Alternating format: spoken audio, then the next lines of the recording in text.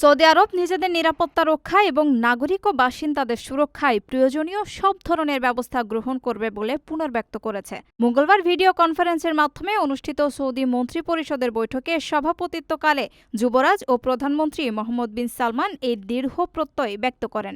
বৈঠকে আঞ্চলিক নিরাপত্তার সাম্প্রতিক পরিস্থিতি এবং আন্তর্জাতিক স্থিতিশীলতার উপর এর প্রভাব নিয়ে বিশদ আলোচনা হয়। ভিডিও কনফারেন্সে যুক্ত হয়ে মন্ত্রিসভার সদস্যরা সৌদি আরব সহ উপসাগরীয় সহযোগিতা পরিষদভুক্ত দেশ ও জর্দানে ইরানের হামলার তীব্র নিন্দা জানান। ভার্চুয়াল এই অধিবেশনে বন্ধুপ্রতিম দেশগুলোর সমর্থনের প্রতি কৃতজ্ঞতা প্রকাশ করা হয়।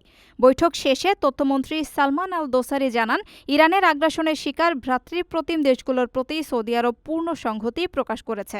আঞ্চলিক স্থিতিশীলতা রক্ষায় আক্রান্ত দেশগুলো যেসব পদক্ষেপ নেবে, রিয়াদ তার পূর্ণ সামর্থ্য দিয়ে তাদের পাশে থাকবে। অনলাইন এই অধিবেশনে ফিলিস্তিন ও ইয়েমেন ইস্যু ছাড়াও অভ্যন্তরীণ বেশ কিছু গুরুত্বপূর্ণ সিদ্ধান্ত নেওয়া হয়। এর মধ্যে জাফুরা গ্যাস ক্ষেত্র ও তানজিব গ্যাস প্ল্যান্টের উৎপাদন শুরুর বিষয়টিকে দেশের অর্থনীতির জন্য মাইলফলক হিসেবে উল্লেখ করা হয়। এছাড়া বৈঠকে সৌদি আরব ও বাংলাদেশ সরকারের মধ্যে জ্বালানি খাতে সহযোগিতার একটি সমঝোতা স্মারকসহ একাধিক দ্বিপাক্ষিক চুক্তি অনুমোদন দেওয়া হয়েছে।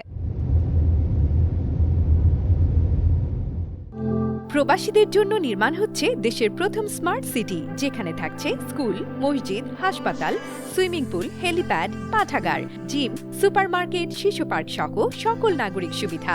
মাত্র ৩০ লাখ টাকা বিনিয়োগে মিলছে আকর্ষণীয় ফ্ল্যাট। প্লাটিনাম ইনভেস্টরদের জন্য ঢাকা বিমানবন্দরে ভিআইপি প্রোটোকল সুবিধা। বিস্তারিত জানতে যোগাযোগ করুন স্ক্রিনে দেয়া হোয়াটসঅ্যাপ অথবা ইমো নাম্বারে।